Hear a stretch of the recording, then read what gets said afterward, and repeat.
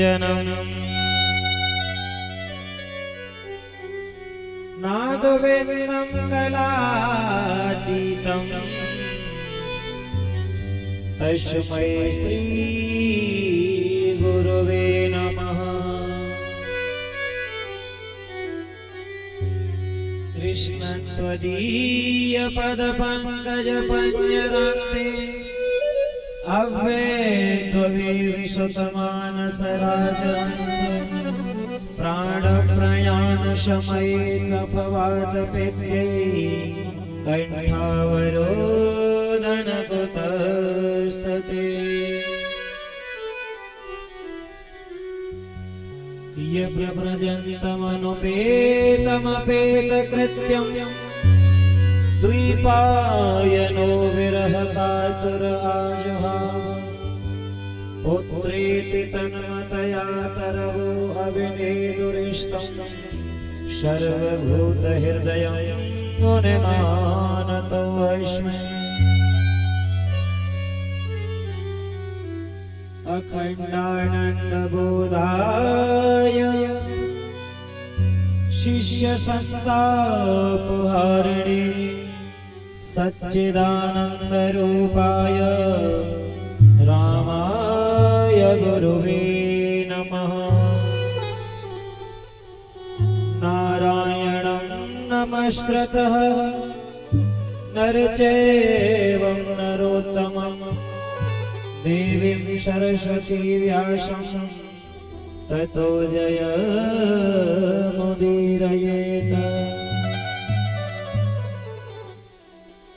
मूकं करोति वाचालं पङ्गुलङ्घयते गिरिं यत्कृपातमहं वन्दे परमानन्दमाधवम्। श्रीलक्ष्मीनाभ्यां नमः, उमामहेश्वराभ्यां नमः, वाणी हिरण्यगर्भाभ्यां नमः, सचीपुरन्दराभ्यां नमः। मातृपितृचरणकमलेभ्यो नमः, कुलदेवताभ्यो नमः, रामकृष्ण देवताभ्यो नमः, इष्टदेवताभ्यो नमः। सर्वेभ्यो देवताभ्यो नमः, सर्वेभ्यो ब्राह्मणेभ्यो नमः, स्थानदेवताभ्यो नमः, ग्रामदेवताभ्यो नमः। सर्वेभ्यो ऋषिभ्यो नमः, सर्वेभ्यो तीर्थेभ्यो नमः, श्रीगुरुचरणकमलेभ्यो नमः। सिद्धबुद्धि सहिताय श्रीमन्महागणाधिपतये नमः। राधे मेरी स्वामिनी मैं राधे तिरोदास, जन्म जन्म मोहि दीजियो श्री वृंदावन वास। सब द्वारन को छोड़ के मैं आयो तेरे द्वार। हे वृषभानु की लाडली निक मेरी ओर निहार। देवदन जनर नाग खग प्रेत पितर गंधर्व, वंदौ के नर रज विचर। कृपा करहु अवसर, महावीर शरीर में तेज भरो।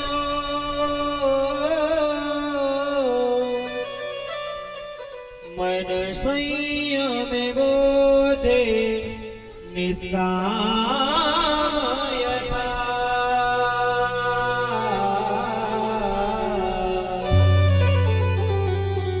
निर्भय विचरूं भूमंडल में, सबही मिल कीजिए ऐसी कृपा।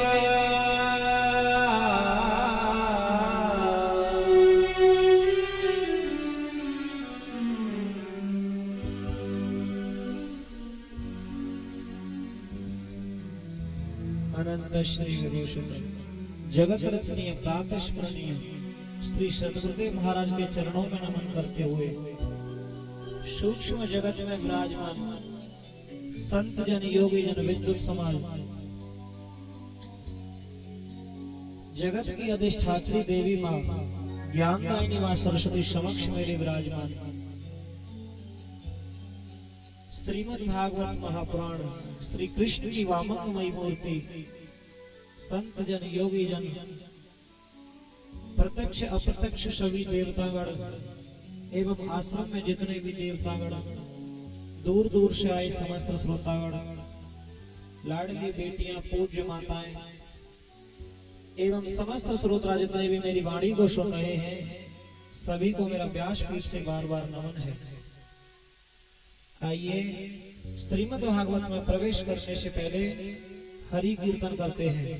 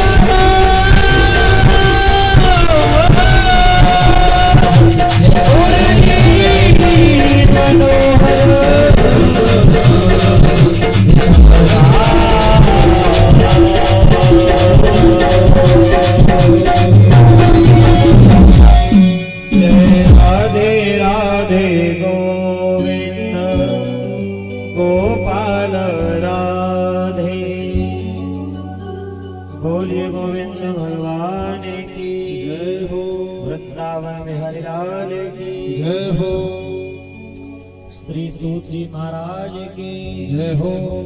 88,000 सोनका दृश्यों की जय हो। सनत सनंदन सनत कुमार की जय हो। देवर्षि नारद जी की जय हो। आदरणीय सुखदेव भगवान की जय हो। महर्षि वेद व्यास भगवान की जय हो। राजर्षि परीक्षित महाराज की जय हो। बोलिए वृंदावन बिहारी लाल की जय हो। जय जय श्री राधे।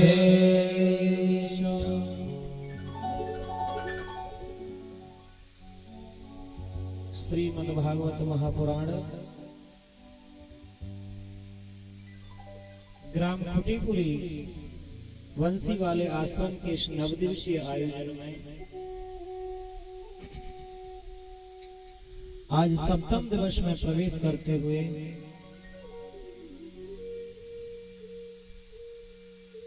आज की जो लीलाएं हैं वो भगवान की किशोर लीलाएं हैं, रास लीलाएं हैं। मथुरा गवन है, कंस वध है, उद्धव प्रसंग है और शाम की जो कथा है रुक्मिणी विवाह का उत्सव है। बोलिए वृंदावन बिहारी लाल की जय हो। श्रीमद् भागवत कथा सबसे पहले भी बताया था। बेटा सीटी कैसे करेंगे? श्रीमद् भागवत कथा हमें ऐसे ही नहीं मिलती है। जन्म जन्मनांतरेत भवेत पुण्यम तदा भागवतम। अनेक जन्मों के जब पुण्य उदय होते हैं तब जाकर के हमें श्रीमद् भागवत सुनने नहीं मिलती है। तब जाकर के ऐसा मन में आता है कि हम भागवत सुनेंगे या भागवत कराएंगे।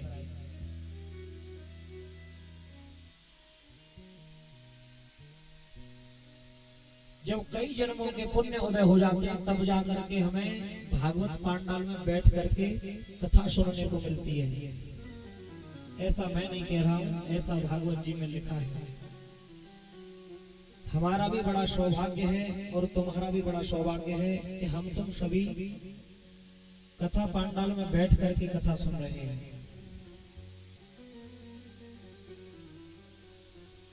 और पहले भी बताया था यह एक कल्प वृक्ष है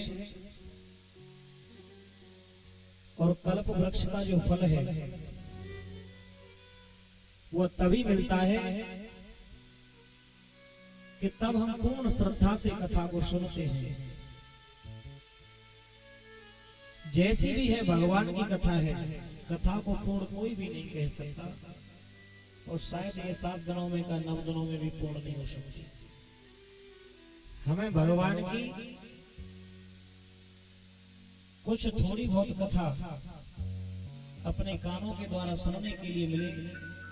अगर हम उसमें अपना भाव रखें तो उसी में हमें गोविंद के दर्शन होते हैं। कथा जैसी भी हो उसमें हमें अपना भाव रखना चाहिए। कथा का हमें पूर्ण फल तभी मिलता है कि हम कथा के प्रति श्रद्धा रखें, प्रेम रखें कथा से। कथा में जाकर के हमें कभी बातें नहीं करनी चाहिए। अगर बातें ही करनी है तो हमारा घर है, घर में बातें कर सकते हैं। यह हमें दोष लगता है।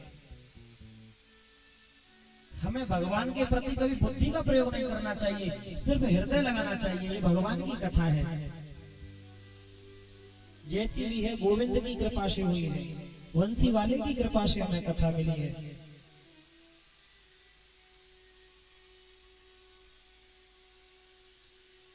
तब जाकर के यह कथा हमें सुनने को मिलती है, तब जाकर के हमें इस कल्प वृक्ष का फल मिलता है। और वो फल कैसा है? मन की इच्छा रखो तब भी वो फल मिलेगा और नहीं भी रखो तब भी मिलेगा। ऐसा ये भागवत जी का स्वभाव है, फल मिलना ही मिलना है।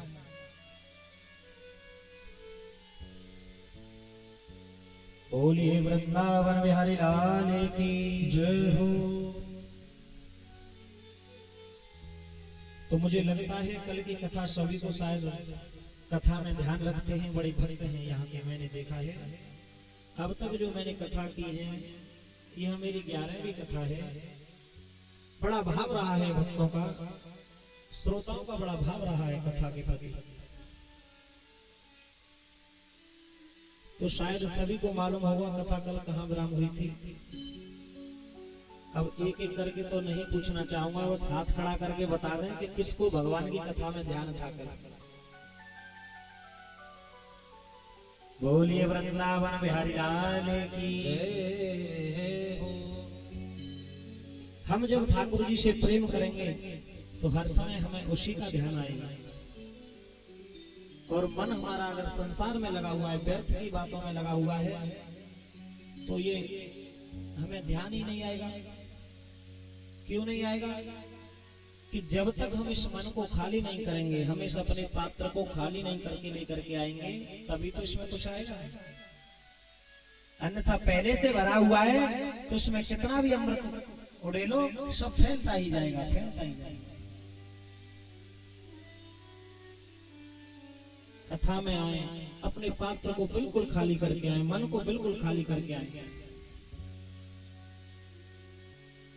और ये शास्त्रों का बिल्कुल प्रमाण है, शास्त्रों का ऐसा लेख है, भगवान की ये वाणी है कि जो भी व्यक्ति खाली करके आएगा उसको अवश्य कुछ न कुछ अवश्य मिलेगा, मिलेगा जरूर।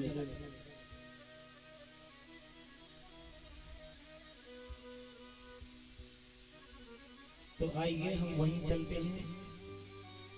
कल हमने और तुमने मन के माध्यम से गिरिराज जी की परिक्रमा लगाई, गिरिराज जी का पूजन किया, और जहां भी कथा होती है, जहां भी कथा होती है, श्रीमद् भागवत कहीं भी कथा हो रही हो, गोवर्धन जी की अगर पूजा हो रही है, तो तुम्हें वही लाभ मिलेगा कि गोवर्धन गिरिराज जी जाते हैं ना, उतना ही जो उसका फल मिलता है, उतना ही कथा में पूजन करने से, परिक्रमा करने से मिलता है। बोलिए गिरिराज महाराज की जय हो। बोलिए वृंदावन बिहारी लाल की जय हो। इधर में जो है सभी ब्रजवासी बड़े आनंद के साथ में पूजन करने के बाद में और परिक्रमा लगा रहे हैं गिरिराज जी की। आइए हम तुम सभी मन के माध्यम से फिर वही परिक्रमा लगाते हैं। और बारिश बताए क्यों आई? क्योंकि तुम सबने कल गोवर्धन का पूजन किया था। अब इंद्र को तो वर्षा करनी ही करनी है, ब्रजवासियों को व्यवधान में डालना है कि नहीं डालना है? इसीलिए तुम्हारी कथा विलंब से हुई।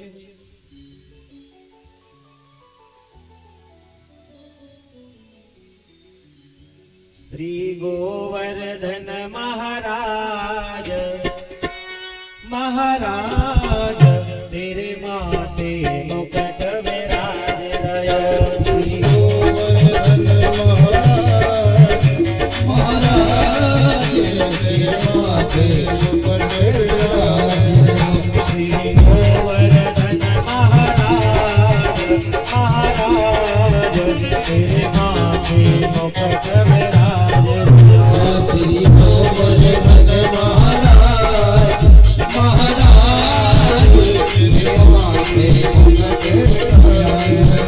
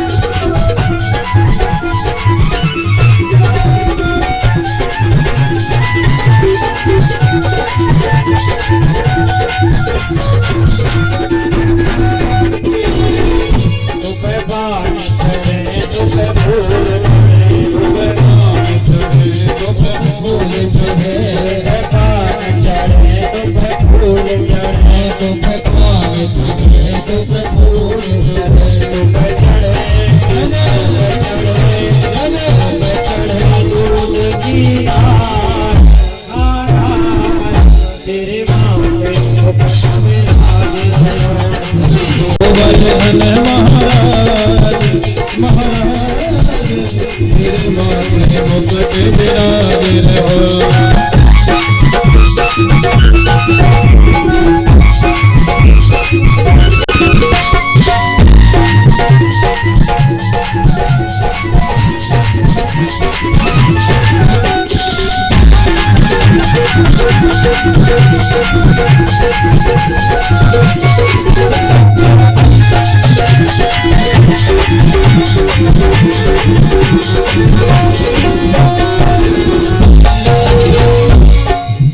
तेरी साथ सखी भर तेरी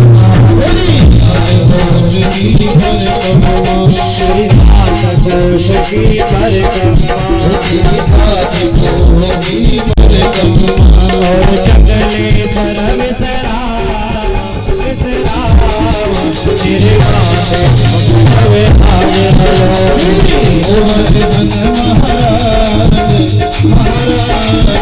मेरे माथे मुकुट विराज रहो।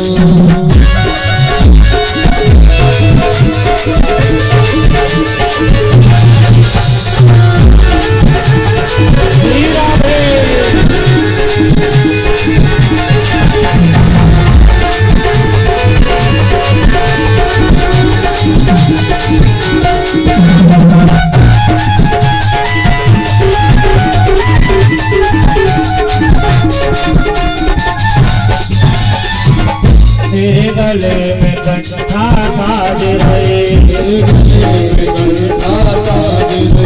तेरे गले में कंठा साज रहे घोड़ी पे हीरा लाल तेरे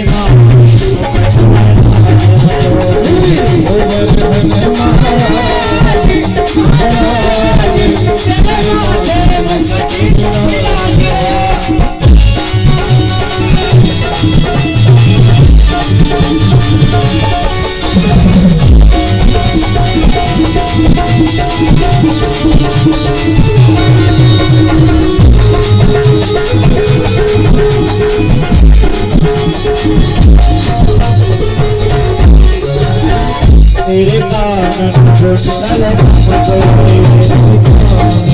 कुंडल तेरे कानन कुंडल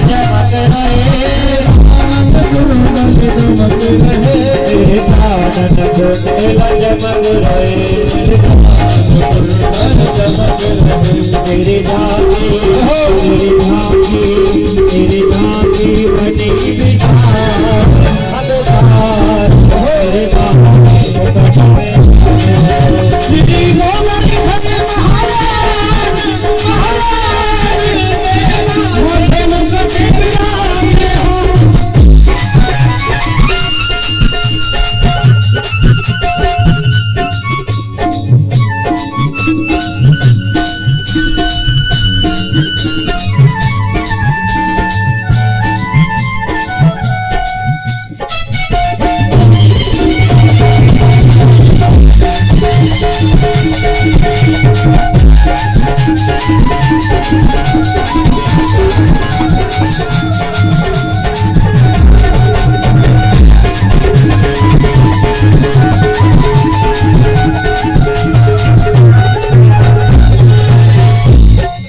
तेरे गले में कंठा साज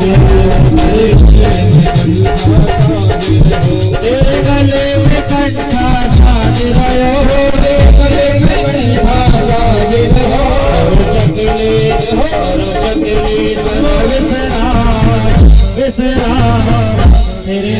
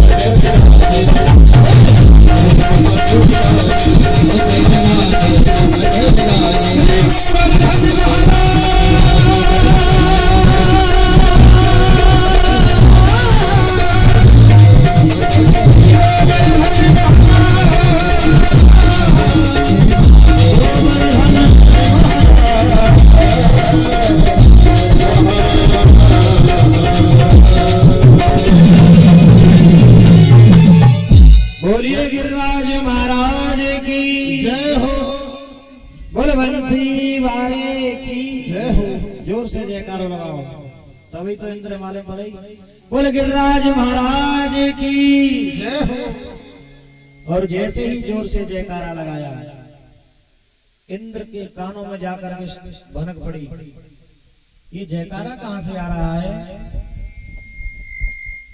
बोलिए वृंदावन बिहारी लाल की। हेलो, हाँ भैया जोर से जयकारा लगाओ। ये तो 35 गामन का भंडारा है, यहाँ 35 गामन का भंडारा है और जिले के अभी हो सकता है। बोल वंशी वाले की जय, आनंद लो। 35 गामन का भंडारा है और जो चूल्ट होता है कहीं धुआं बंद। बोल वंशी वाले की जय। और एक मेरा निवेदन है, जो 35 गांव से ज्यादा दूर के लोग आ रहे हैं भागवत सुनने के लिए, उनके लिए निमंत्रण है। बोल वंशी वाले की जय। बोलिए वृंदावन बिहारी लाल की। और जैसे ही श्री सुखदेव जी कहते हैं, हे राजा परीक्षित, जैसे ही जयकारा लगाया ब्रजवासियों ने, बोला गिरिराज महाराज की जय हो। और जयकारे की आवाज जैसे इंद्र ने सुनी तो इंद्र कहने लगा अपने दूतों से, ये आवाज कहां से आ रही है? इतना कहने ही वाला था कि नारद जी पहुंच गए। नारायण नारायण। नारद जी कहने लगे, तुम्हें पता नहीं है? अरे अब तुम्हारा पत्ता साफ हो गया। अरे वहां पर अब वो नंद का लाला है ना कृष्ण, उसने गिरिराज की पूजा करना प्रारंभ कर दिया है। उसी की बात मान रहे हैं सभी, अब तुम्हें कोई नहीं पूछ रहा है। अब नारद जी तो ऐसे है ही नहीं, बात को बढ़ाने वाले। अब नारद जी की जैसी बात सुनी इंद्र को क्रोध आ गया कि ब्रजवासियों की इतनी हिम्मत, मेरी पूजा छोड़ दें। ये परीक्षित सावर्तक नाम के मेघमाला को आदेश दिया कि जाओ पूरे ब्रजमंडल को जलमग्न कर दो। गढ़ सावर्तकम नाम मेघानाम चांद्रकारिणाम इंद्र प्रचोदयात् कुद्रो वाच्य चाहे स्यमानत। इंद्र ने सभी मेघमालाओं को आदेश दिया कि जाओ पूरे ब्रजमंडल में इतनी वर्षा करो कि ब्रजवासी डूब जाएं। हे परीक्षित, जैसे ही गढ़ सावर्तक ने आदेश पाया, इतनी घनघोर वर्षा होने लगी, इतने मेघ आने लगे और पूरे ब्रजमंडल के ऊपर बहुत ही तेज मूसलाधार बारिश हो रही है। और सभी ब्रजवासी दौड़े दौड़े आए कन्हैया के पास। अरे लाला, अरे कन्हैया हमें बचा। एक बोलो, हमने तो तोते पहली गई भैया, इंद्र महाराज गुपित है जाएंगे, तुझे गिरिराज जी की पूजा क्यों करवा रहे हो? दूसरा बोलो, चलो लाला ने शर्त लगाई कि यही हमारी रक्षा करेगो। हे परीक्षित, सभी भगवान के पास जाते हैं और भगवान ने कहा, हे ब्रजवासियों तुम चिंता मत करो, आओ मेरे साथ।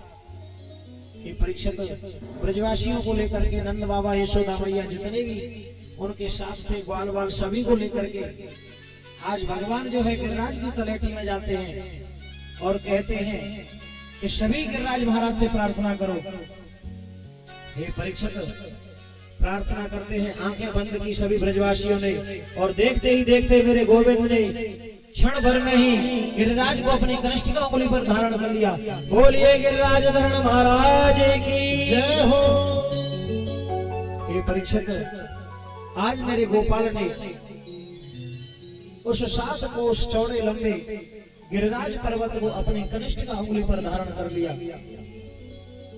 और सभी कन्हैया की जय हो, कृष्ण की जय हो, सभी जय जयकार करने लगे और सभी से कहते हैं, हे ब्रजवासियों आप इस पर्वत के नीचे आ जाइए।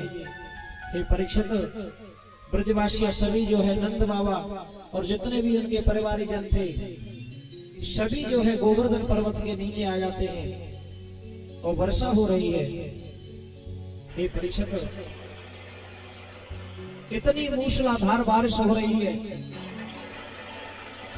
लेकिन पता है उस गिरिराज पर्वत के नीचे एक बूंद तक नहीं है, वहां पर धूल उड़ रही है। श्री सुखदेव जी कहते हैं, राजा परीक्षित, जब भगवान ने गिरिराज को धारण किया तो पता है भगवान ने क्या माया की, जो शेष हैं वो बांध लगाए बैठे हैं, अंदर पानी नहीं आई। वर्षा हो रही है लेकिन अंदर पानी ना आए, इसलिए शेष भगवान जो है वो बांध लगाए बैठे हैं। एक किनारे पर सुदर्शन जो है पानी को सोख रहा है, भगवान का सुदर्शन चक्र। हे परीक्षित, आज मेरे गोविंद ने 7 वर्ष के हैं, 7 वर्ष के गोविंद ने 7 कोस चौड़े लंबे उस गिरिराज को 7 दिन तक, सप्तरात्रि 7 दिन तक मेरे गोविंद ने अपनी कनिष्ठ उंगली पर धारण करके रखा। हे परीक्षित, पता है जब भगवान जो है गिरिराज को धारण किया तो ब्रजवासी कहने लगे, अरे लाला तो बहुत देर रह गई, तू अकेलो जा गिरिराज साध रहो। तो भैया के मन में आई, अरे लालाओ, अरे भैयाओ, अरे सखियों, देखो हमारा लाला जो है अकेलो इस गिरिराज को उठाए रहे हुए, जाके सभी सहायता करो। अभी तो छोटो सो 1200 को नहीं आए, जाके उम्र क्या है, मात्र 7 वर्ष का है। हे परीक्षित, सभी ब्रजवासी अपने अपनी छड़ी लेकर के उस गिरिराज के नीचे लगाने लगे। तो भगवान का जो सबसे प्यारा सखा था ना मधुमंगल, वह कहने लगा कि चौरे लाला, अब हम जब तक लठिया लगा के रखे, अब तू थोड़ी देर सहता ले। तो भगवान बोले, क्या तुम इसे गिरिराज को साध पाओगे? तो कहने लगे, क्यों? तेरी एक कनिष्ठ का उंगली पर गिरिराज धारण है, ये समझ रखा है कि हम कितने लठिया लगा करके नीचे खड़े हैं।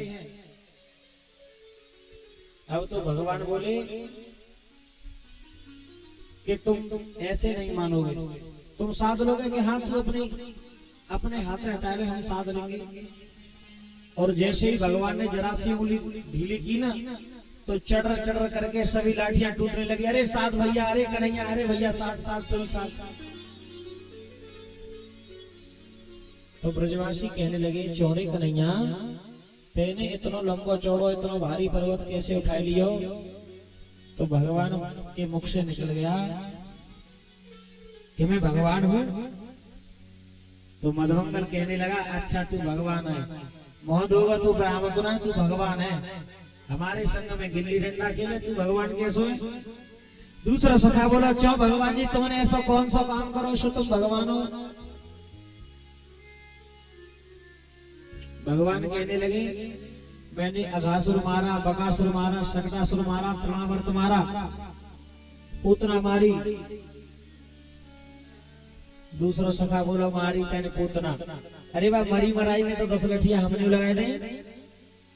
क्यों भगवान जी, तुमने ऐसे कौन सा काम करो? ये परीक्षित, ब्रजवासी बड़े भोले हैं।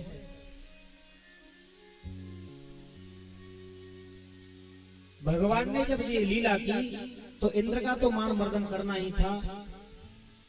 हे परीक्षित, भगवान का एक और उद्देश्य था इस लीला के पीछे। इंद्र जब वर्षा कर रहा था और 7 दिन तक जितना जल वर्षा, पता है वह जल बिल्कुल भी नहीं रहा, और उस जल को बाबा अगस्त का आह्वान किया, जल को सूख गई, आचमन करके जल को।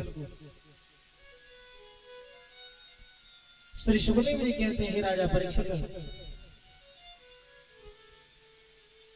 एक समय की बात है कि भगवान राम जो है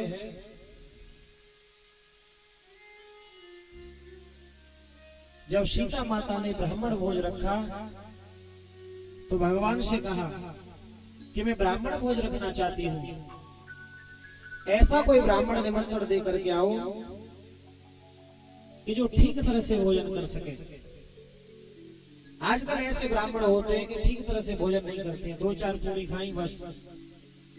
अब भगवान कहने लगे कि ब्राह्मणों का अपास कर रही हो देवी। हे परीक्षित, भगवान ने मन ही मन अगस्त्य मुनि का आह्वान किया और कह दिया अगस्त्य मुनि से, बाबा आज अपना पूरा रूप दिखा देना। और जैसे ही अगस्त्य मुनि आए, सीता की रसोई प्रारंभ हुई, भोजन चलने लगा है। हे परीक्षित, सीता जी ने जब अगस्त्य जी को भोजन कराया तो रसोई के लिए गणेश जी को बुलाया, रिद्धि सिद्धियों को बुलाया। आज सीता की रसोई चल रही है और भोजन करना प्रारंभ किया तो भोजन करते करते बाबा 15 दिन हो गए। अब तो सीता माता जो है पूरी सेकती जाए, भोजन परोसती जाए, लेकिन बाबा जो है भोजन करते थकते नहीं है। भोजन करते जाते हैं भोजन करते करते 15 दिन हो गए। जब 15 दिन हो गए, सीता माता जो है जब थोड़ा खुशी हुई कि चलो अच्छा भोजन किया है, और जब 16वां दिन हो गया तो परेशान हो गई। अब तो जाकर के कहने लगी, बाबा अगर आधा भोजन हो गया हो तो पानी पी लो। अगस्त्य मुनि कहने लगे कि हम भोजन करने में बोलते नहीं है, इशारे से चुप रहो, आधा हो जाएगा भोजन तो हम पानी ले लेंगे, तुम चिंता मत करो। जब भोजन करते करते 17 दिन हो गए तो माता दुखी होकर के भगवान के पास गई, कहने लगी ये कैसा ब्राह्मण लेकर के आई हो, मेरी ब्राह्मण के प्रति जितनी श्रद्धा थी सारी श्रद्धा की टांग तोड़ के रख दी है, भोजन करते थकते नहीं है। भगवान बोले, देवी अरे तुम ही तो कह रही थी कि ब्राह्मण कोई भोजन नहीं करता है, अब तुम देखो कराओ भोजन। तुम ब्राह्मणों का उपवास उड़ा रही थी ना। जब दुखी हो गई माता सीता तो भगवान ने एक तुलसी दल लिया और दे दिया कि जाओ ये ले जाकर के दे दो। और मन ही मन अगस्त्य मुनि से कहा कि अब अपनी लीला बंद कर दो। और जैसे ही माता सीता ने वह तुलसी का दल दिया, तब जाकर के बाबा अगस्त्य ने अपनी तृप्ति का ओम नाम का जाप किया। जब पेट भर जाता है तो कहता है ना व्यक्ति ओम, ऐसे ही अगस्त्य मुनि करने लगे। अब कह रहे हैं जल लाओ, तो भगवान ने कहा बाबा जब तुमने इतना भोजन खाया है तो जल एक आध घड़ा से तो तुम्हारा पेट भरेगा नहीं। तुम तो ऐसे हो कि समाधि लगाओ एक युग में तो दूसरे युग में समाधि खोलते हो। हे अगस्त्य मुनि, अब तुम्हें जल जो है मैं द्वापर युग में पिलाऊंगा। जब मैं इंद्र का मान मर्दन करूंगा, इंद्र जितना भी जल बरसाए ना, तुम उस जल को सारे जल को पी जाना। हे परीक्षक, आज जितना भी जल बरसाया था इंद्र ने, अगस्त्य मुनि ने वह जल पूरा सोख लिया।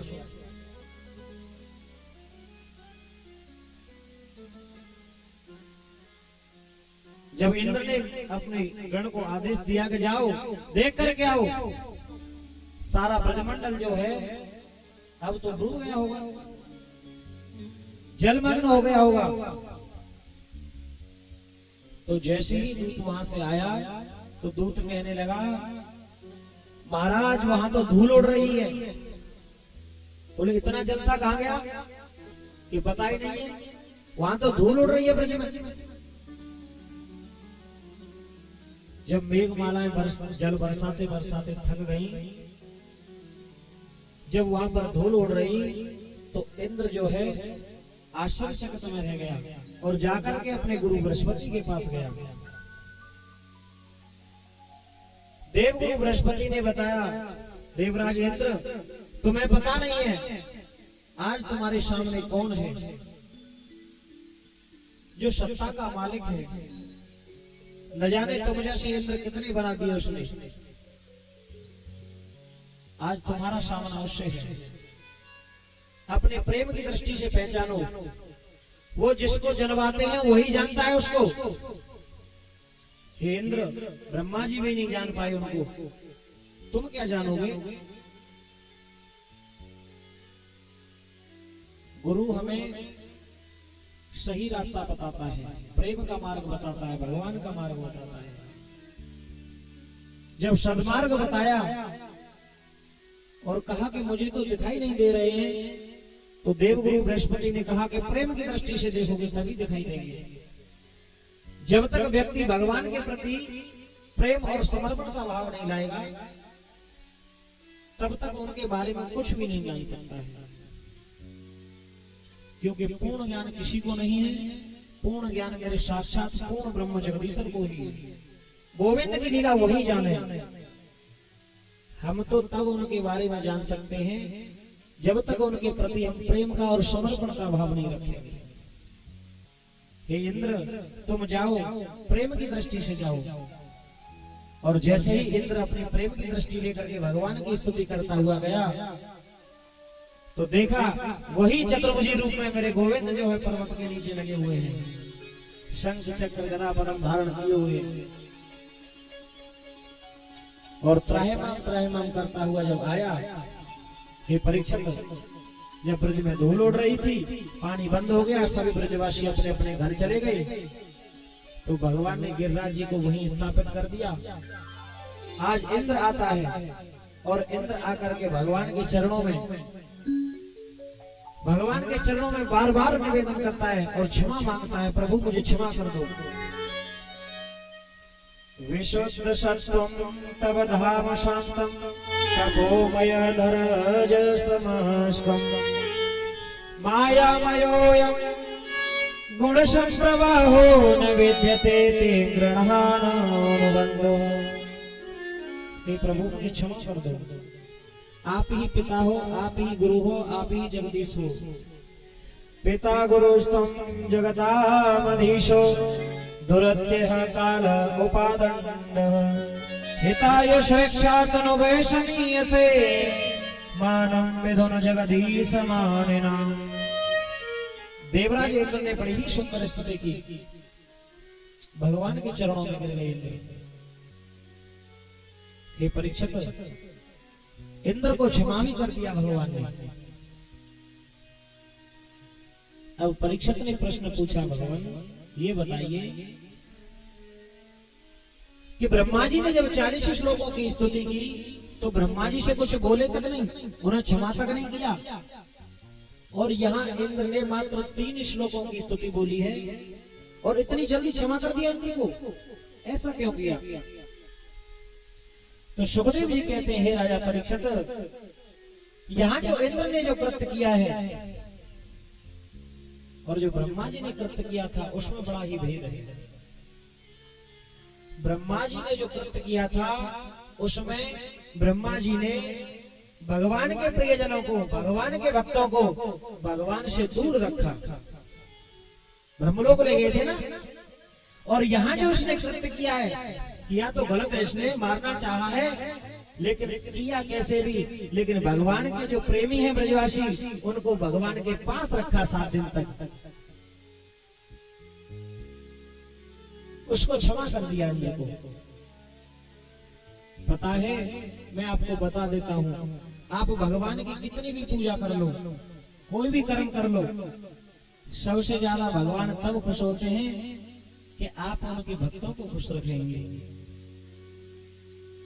ऐसा प्रयास करेंगे कि भगवान के जो भक्त हैं वो भगवान की पूजा करते रहें, भगवान के पास रहें। ऐसा नहीं है कि आप तो पूजा कर भी नहीं रहे हो, स्वयं नहीं कर रहे हो, जो दूसरा कर रहा है उससे भी कह रहे हो, उसको भी रोक रहे हो, ये बहुत बड़ा पाप है। ऐसा हमें नहीं करना चाहिए। भगवान हमसे कभी खुश नहीं हो सकते हैं।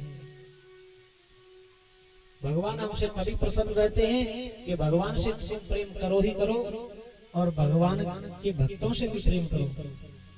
आपने देखा है, आप किसी से कितनी भी मित्रता करते हैं, कितना भी उसका सम्मान करते हैं, और मित्र के साथ अगर कोई बच्चा आ जाए और बच्चे को आप मत पूछो कुछ, चाय भी बना के लाया है और मित्र को चाय दे दी और बच्चे को चाय नहीं दी, तो वो सबसे पहले अपनी चाय को अपने बच्चे को दे देगा। होता है कि नहीं होता है? यही तो भगवान का हाल है। अब आप कहें अरे तुम्हारा बच्चा तो बड़ा उद्दंड है, बच्चों का काम ही यही है। ऐसे ही भगवान कहते हैं मेरे जो भक्त हैं वो भोले हैं, उनमें तू अपना बुद्धि मत लगा, जैसे लिए मेरे भक्त हैं इनको स्वीकार कर, तब मैं तुझे स्वीकार करूंगा। बोलिए वृंदावन बिहारी लाल की जय हो। श्री सुखदेव जी कहते हैं राजा परीक्षित, आज इंद्र को क्षमा कर दिया तो इंद्र जाने का नाम नहीं ले रहा है। इंद्र कह रहा है भगवान मुझे वो स्वर्ग का राज्य नहीं चाहिए, स्वर्ग का सिंहासन मुझे नहीं चाहिए, मुझे तो यही रहना है, मुझे तो यही रहना है, गिरिराज जी की तलहटी में रहना है। पता है जब भगवान उस पर कृपा कर देते हैं किसी जीव पर, वो ब्रज का, वृंदावन का, गोवर्धन का मर्म जान जाता है तो वहां से आने का नाम नहीं लेता। आज देवराज इंद्र जो वहां से जाने का नाम नहीं ले रहे हैं, तो भगवान ने समझाया कि इंद्र तुम जाओ, तुम्हारा कर्म यही है, तुम्हें यही मिला है कि तुम जो है स्वर्ग का सिंहासन पर अपना राज करो। तुम्हें जो सृष्टि की व्यवस्था में तुम्हें जो कर्म बताया गया है, अपने कर्म का पालन करो। और बात रही गोवर्धन की, तो तुम चाहोगे तो मन से गोवर्धन की परिक्रमा लगा सकते हो। भले ही तुम स्वर्ग में रहो, लेकिन अगर मन से जब कभी भी आप गोवर्धन आओगे तो मन से जो है परिक्रमा लगा सकते हो। हम मन से कोई भी कार्य कर सकते हैं। और यह पहले भी बताया था, कथा में कई बार बताया जा चुका है कि हम कहीं भी रहें, कोई भी क्रिया करें, लेकिन मन से हम भगवान में रम सकते हैं, मन से हम भगवान की सेवा कर सकते हैं, मन से हम पूजा कर सकते हैं। लेकिन कुछ लोग तो ऐसे होते हैं कि मन ना पूजा करो चाहे, मन की पूजा में भी कंजूसी करते हैं।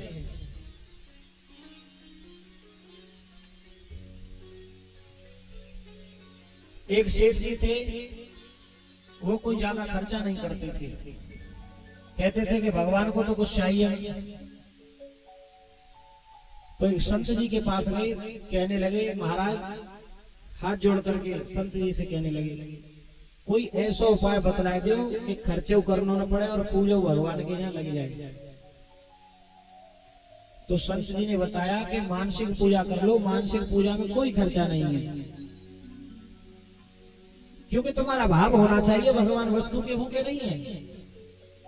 अब तो उसने ऐसा ही किया, संत जी ने बता दिया कि मन से पूजा करनी है, मन से भगवान को निलाना है, मन से वस्त्र पहराने हैं, मन से भोग लगाना है, मन से धूप दीप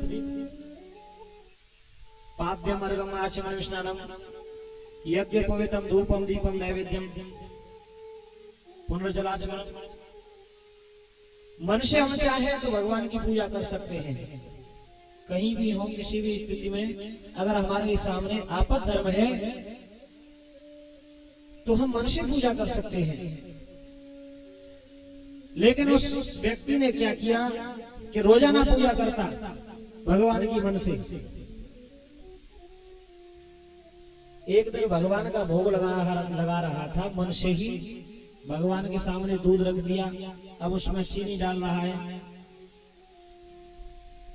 जब उसमें ज्यादा चीनी डल गई तो उसमें से वो निकालने लगा। मन से पूजा कर रहा है, मन से ही दूध और मन से चीनी डाल रहा था उसमें शक्कर, तब ज्यादा डल गई तो उसे निकालने लगा, तो भगवान ने हाथ पकड़ लिया कि बारे कंजूस, इसमें भी तेरा कुछ जाता है? अरे मन से ही तो पूजा कर रहा है। बोलिए वृंदावन बिहारी लाल की। तो बाबा गोसाई तुलसीदास कहते हैं कि कर से करम करहु वेदना, कर से करम करहु वेदना, कर से करम करहु वेदना, कर से करम करहु वेदना, मन राखो जहाँ से काज मन राखो यहाँ प्रभाय पार। बोलिए वृंदावन बिहारी लाल की जय हो। श्री सुखदेव जी कहते हैं राजा परीक्षित, आज देवराज इंद्र को समझाया कि अगर तुम मन से चाहोगे तो गिरिराज की तलहटी में रह सकते हो, मन से चाहोगे तो गिरिराज जी की पूजा भी कर सकते हो, और मन से चाहोगे तो गिरिराज जी की परिक्रमा भी कर सकते हो। अच्छा, एक और बात बता दूं मन के ही ऊपर, कि जब भी हम भजन माला करने बैठते हैं तो मन हमारा भागता है। माला तो करते हैं लेकिन हमारे सामने संसार आता है। अगर ऐसी स्थिति हो तो उस स्थिति में हमें ये मन जो है ये बड़ा चंचल है, ये रुकता नहीं है। बोलिए वृंदावन बिहारी लाल की जय हो। उस स्थिति में जब हम भजन कर रहे हैं तो मन को वहां लगा दो कि आप कभी भगवान के दर्शन करने गए हो या परिक्रमा करने गए हो, या आपके कोई गुरु हो तो गुरु के चरणों में लगाओ, उनकी छवि को निहारो।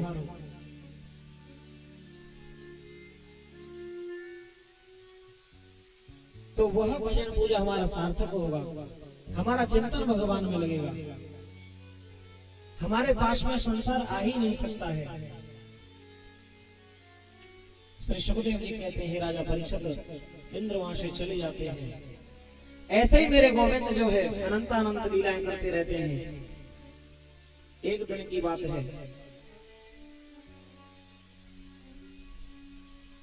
एक दिन की बात है कि भगवान जो है एक गली में जो गोपी इंतजार कर रही थी, बहुत दिनों से वहां नहीं गए थे, उस गोपी ने भगवान के दर्शन भी नहीं किए थे, सिर्फ लीलाएं सुनी थी कि नंद का कोई छोरा है, बहुत सुंदर सुंदर लीलाएं करता है। उत्सवों में देखा है, लेकिन पास से अभी तक उस गोपी ने गोविंद को अपने हाथों से माखन नहीं खिलाया था। उसका ऐसा भाव था कि गोविंद मेरे पास आए तो मैं भी माखन खिलाऊं। ये परीक्षित, ये जितनी भी गोपियां हैं कोई और नहीं है। देवता गंधर्व जितने प्राणों के मंत्र हैं, जितने भी ऋषि थे, सभी गोपियां बन करके आई। वो किसी न किसी बहाने भगवान का दर्शन करना चाहते हैं। आज उस गोपी के मन में आया कि मैं भगवान के दर्शन करना चाहती हूँ, गोविंद के दर्शन करना चाहती हूँ।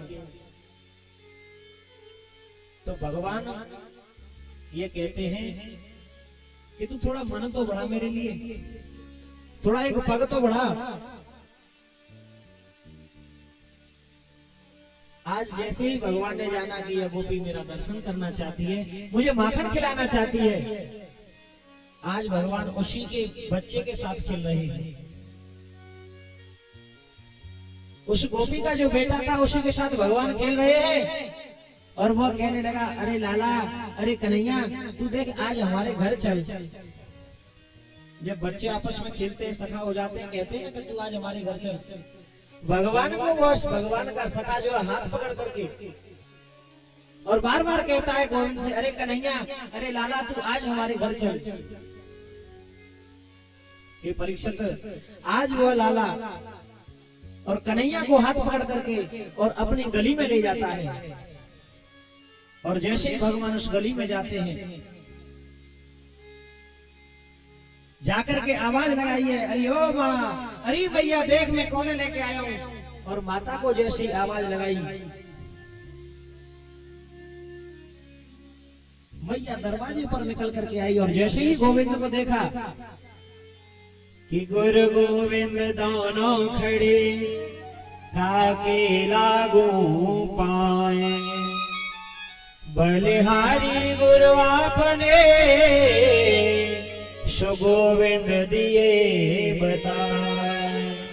जैसे ही वो माँ दरवाजे से निकल करके आई, अपने बेटे के चरणों में जाकर के गिरने ही वाली थी, तो उस लाला ने कहा भैया ये तू क्या कर रही है, देख कन्हैया आएगा, तू कन्हैया की रोज बात करती ना। हाथ पकड़ करके मांगा और कन्हैया के हाथ में दे दिया कि ले कर ले दर्शन। धन्य है ऐसे पुत्र कि माँ के लिए भगवान ले आए, संत ले आए। जिन पुत्रों का भगवान से प्रेम होता है वही माँ पुत्रवती है। पहले भी बता चुका हूं कि पुत्रवती युवती जग सोई, पुत्रवती युवती जग सोई, रघुपति भगत आश सब होई, रघुपति भगत आश सुध होई।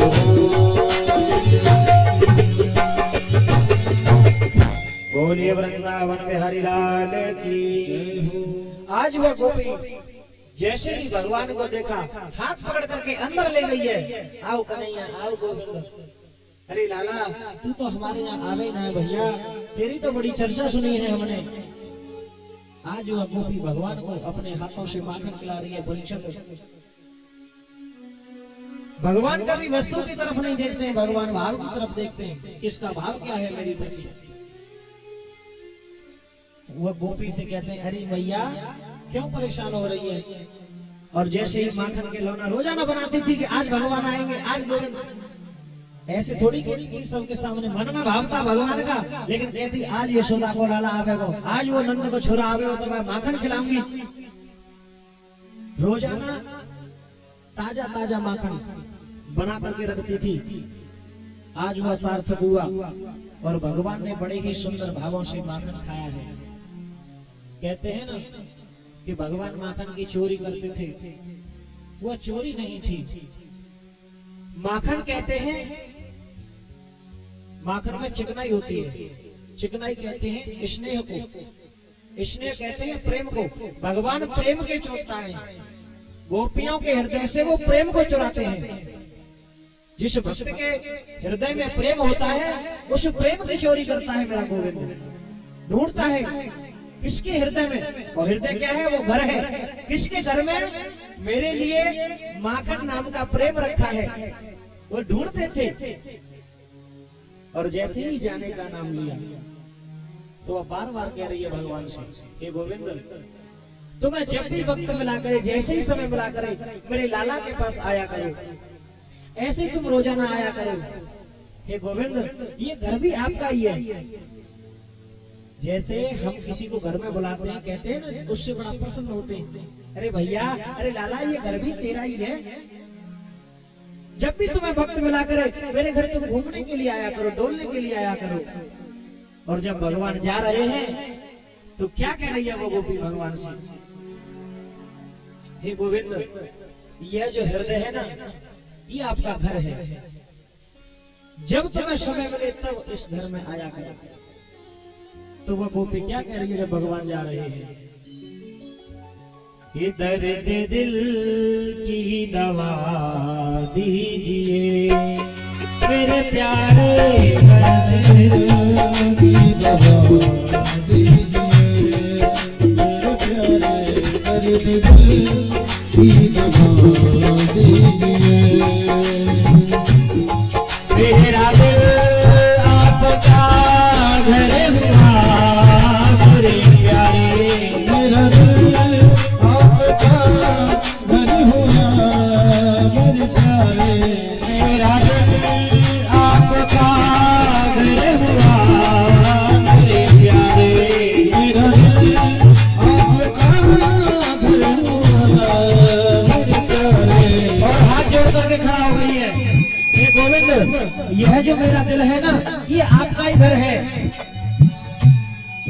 आते जाते रहा मेरे प्यारे, आते जाते रहा कीजिए मेरे प्यारे, दर्द दिल की दवा कीजिए।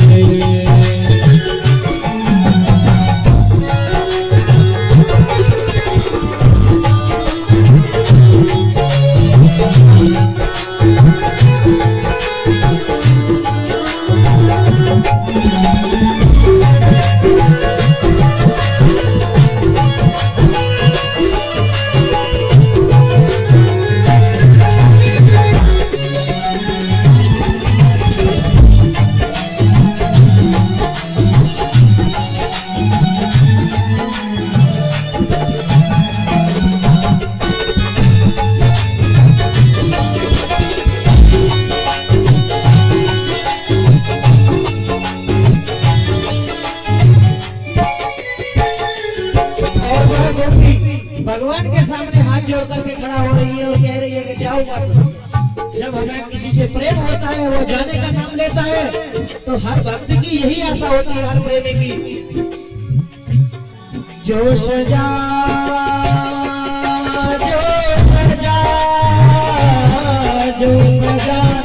दीजिए दीजिए मेरे प्यारे, जो सजा दीजिए दीजिए मेरे प्यारे, नाम जाने का नाम दीजिए कर प्यारे, नाम जाने का नाम दीजिए मेरे प्यारे, दर्द दिल की दवा दीजिए।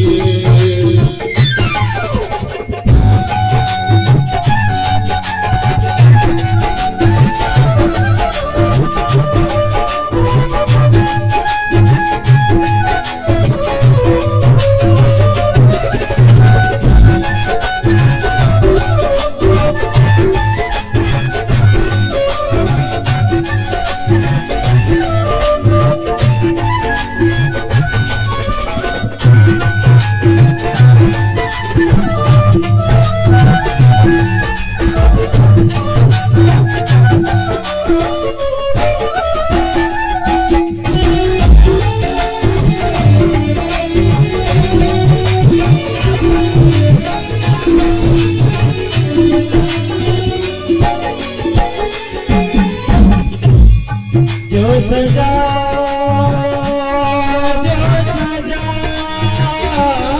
जो सजा दीजिए दीजिए मेरे कामा, जो सजा दीजिए दीजिए मेरे कामा, अपने काबिल बना दीजिए मेरे कामा, अपने काबिल बना दीजिए।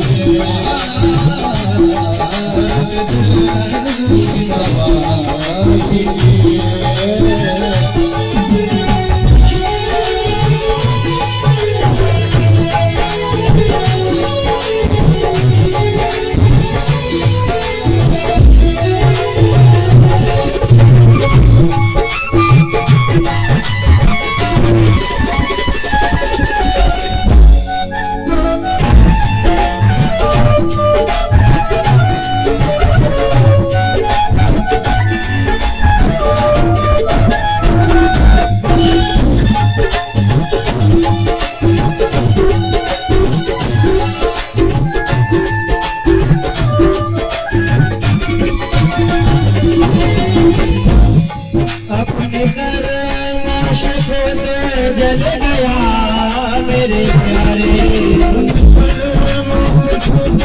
जल गया मेरे प्यारे, अपने कर्म शपथ जल गया मेरे प्यारे, अपने कर्म से खुद जल गया मेरे प्यारे, थोड़ा हम लगा दीजिए मेरे प्यारे, हम लगा दीजिए मेरे प्यारे, अपने दिल की दवा दीजिए। मेरा दिल आप सागर हुआ मेरे प्यारे, आपका घर हुआ मेरे प्यारे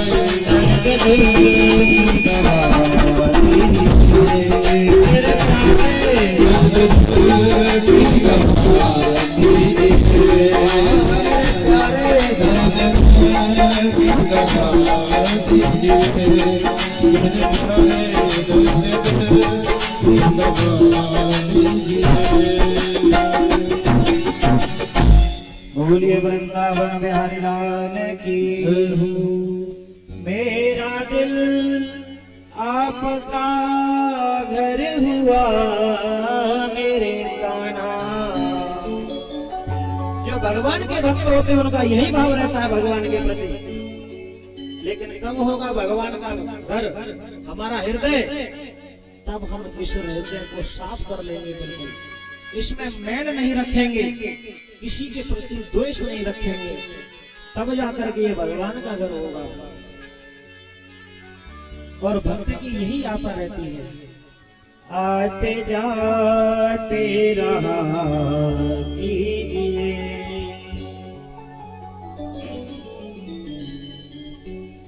जो सजा दीजिए दीजिए मेरे कन्हैया। बार बार कह रही है वो गोपी, नाम जाने का नाम लीजिए।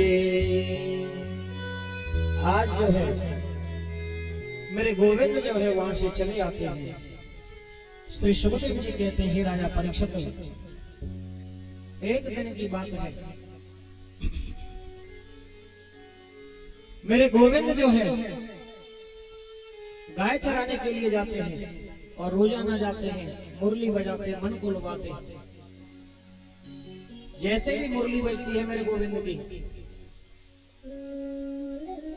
बड़ी ही सुंदर मुरली बज रही है, मुरली मनोहर की। जब भी मेरे गोविंद जो है मुरली बजाते ना, तो जितनी भी वहां की लता पताएं थी सभी भगवान की मुरली की तरफ आकर्षित हो जाती है।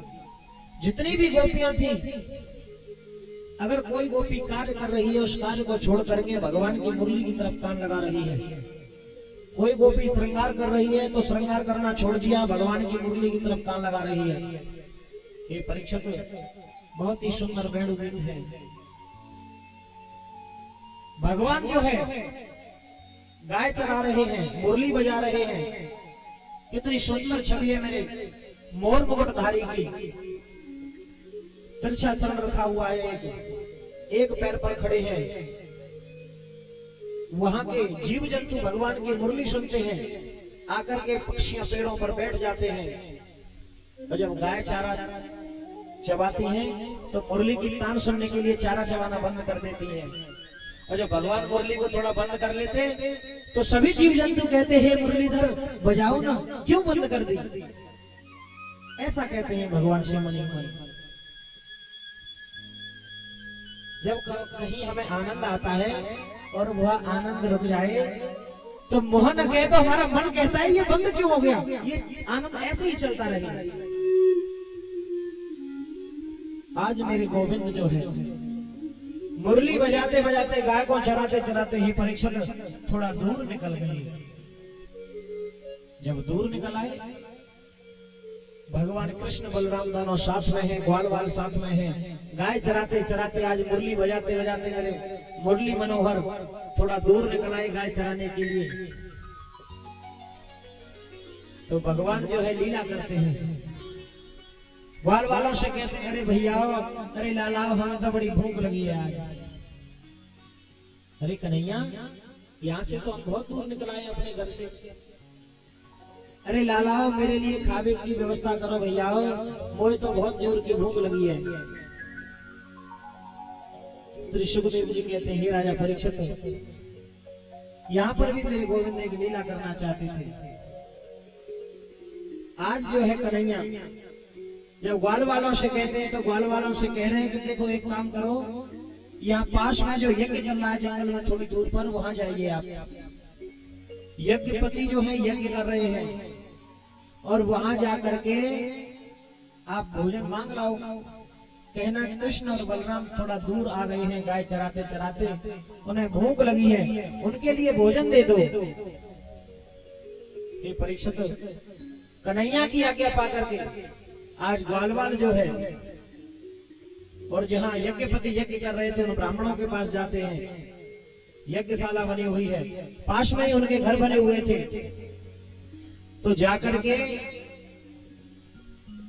यज्ञपतियों से कहा कि कृष्ण और बलराम यहाँ गाय चराते चराते आ गए हैं तुम्हारे पास में, उनको भूख लगी है, उनके लिए भोजन चाहिए। लेकिन वहां चल रहा था यज्ञ और पंडित जियों को बड़ा अभिमान था।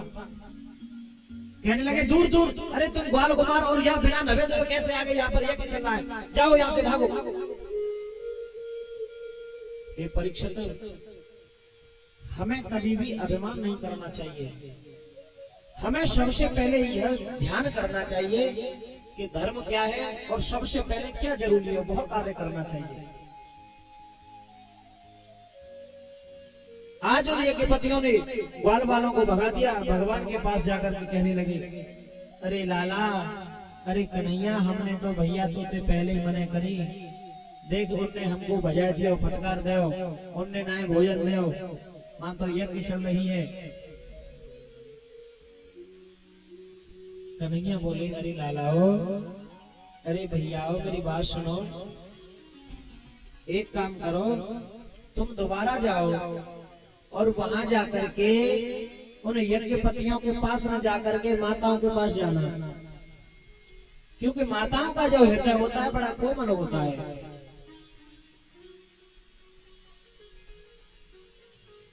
माताओं का हृदय बड़ा कोमल होता है, वो तुम्हें जरूर भोजन को सामग्री देंगी।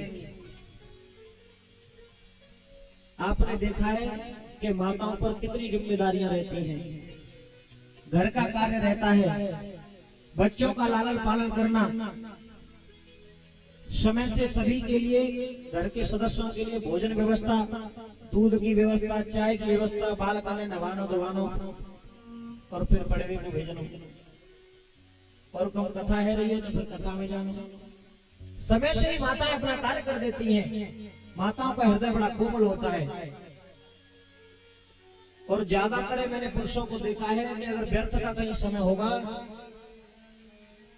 तो कहां पाए जाएंगे, ताश खेलते हुए पाए जाएंगे, जुआ में पाए जाएंगे।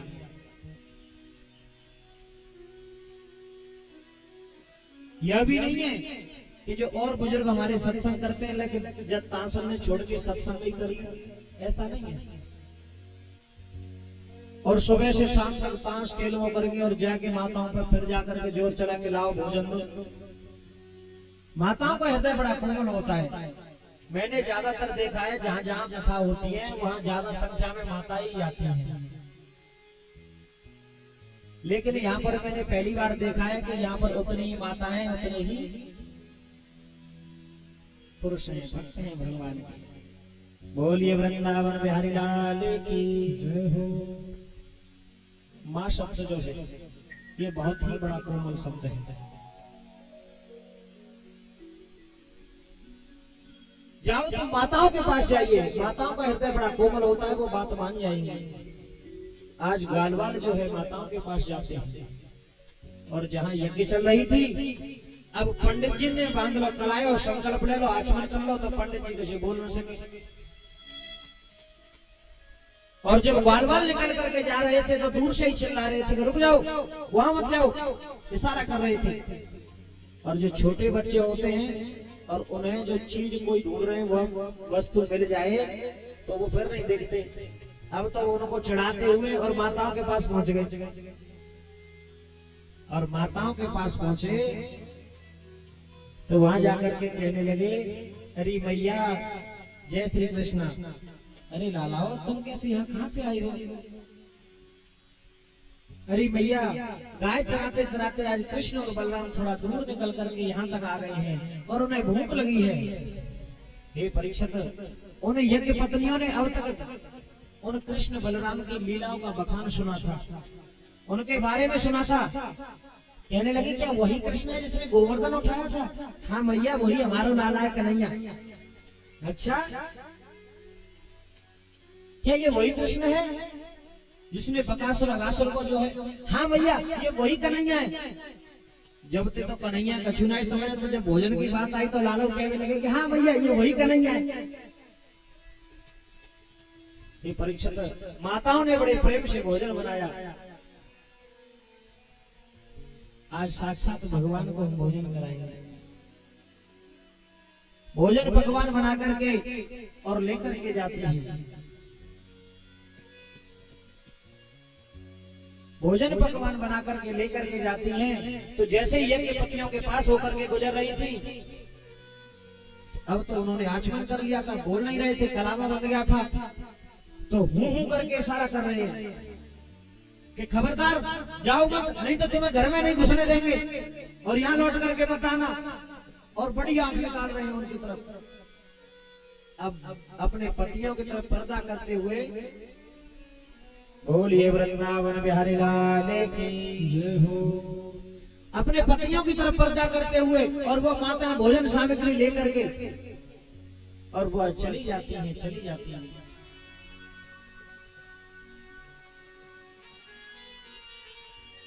उन्होंने यह परवाह नहीं की हमारे पति क्या कह रहे हैं, ये हमें घर में नहीं रहने देंगे।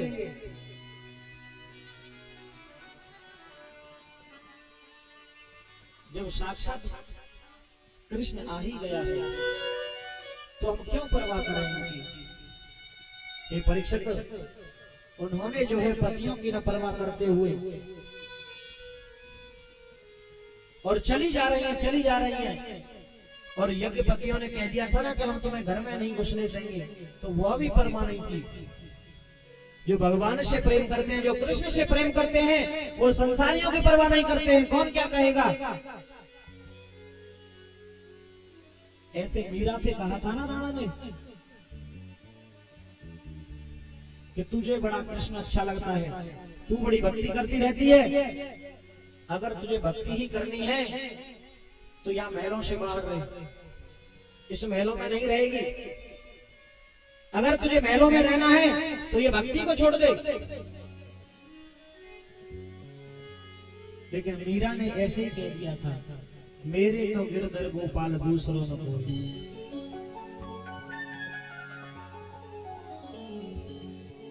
जाके सिर मोर मुकुट मेरे पति सोए। कह दिया मीरा ने, तेरा घरवार है रख अपने पास, मेरा तो सब कुछ श्री कृष्ण है। मेरी वृंदावन ससुराल समार राणा तेरी नगरी। मेरी वृंदावन ससुराल समार राणा तेरी नगरी। वृंदावन ससुराल समार राणा तेरी नगरी।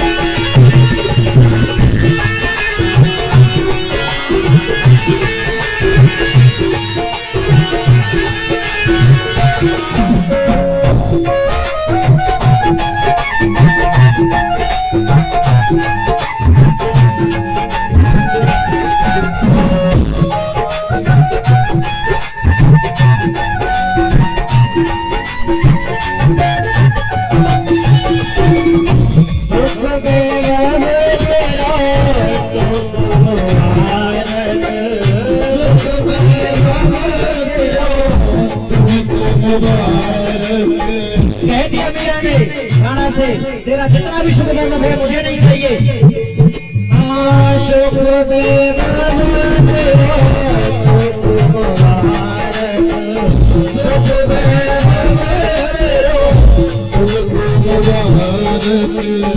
मेरे लिए ये हानिकारक, मेरे लिए ये हानिकारक। परिवार समाज राणा तेरी नगरी,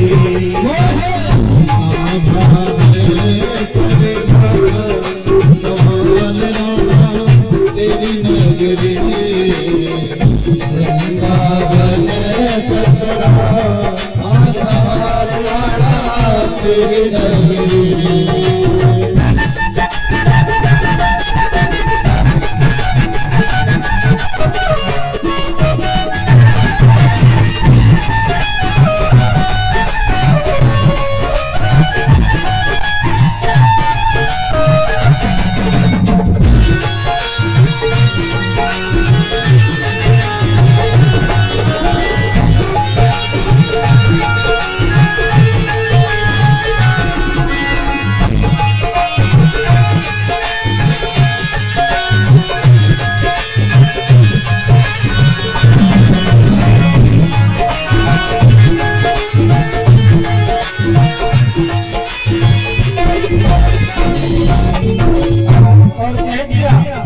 यही हर भक्त के लिए होना चाहिए। और जितने भी कृष्ण भक्त हैं बड़े भाव से यही कहेंगे अपनी आत्माओं से, और जो भगवान के भक्त होते हैं उन्हें यही अच्छा लगता है। कृष्ण नाम कृष्ण नाम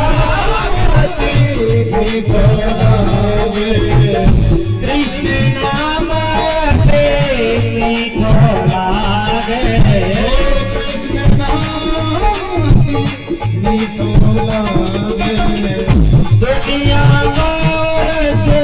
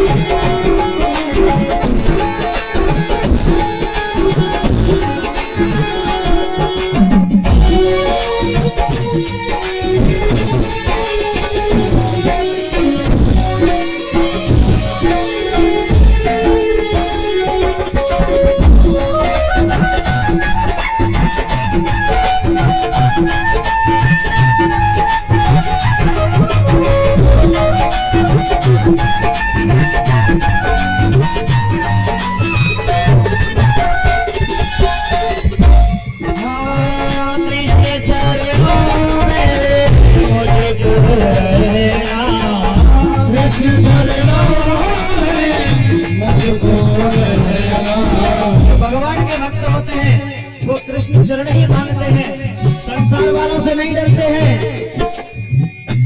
हाँ कृष्ण चरणों में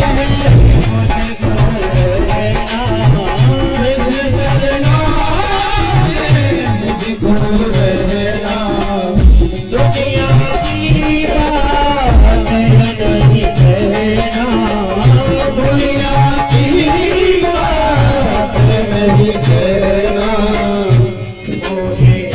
प्यार लगे सरकार समार राणा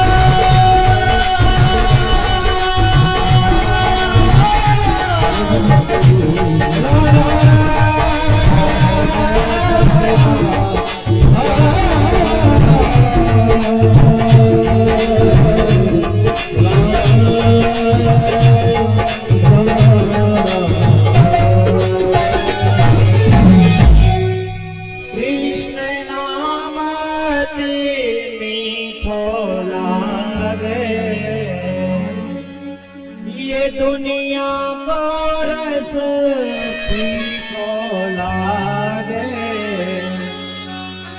मोहे ना भावे संसार, शमाल राणा तेरी नगरी।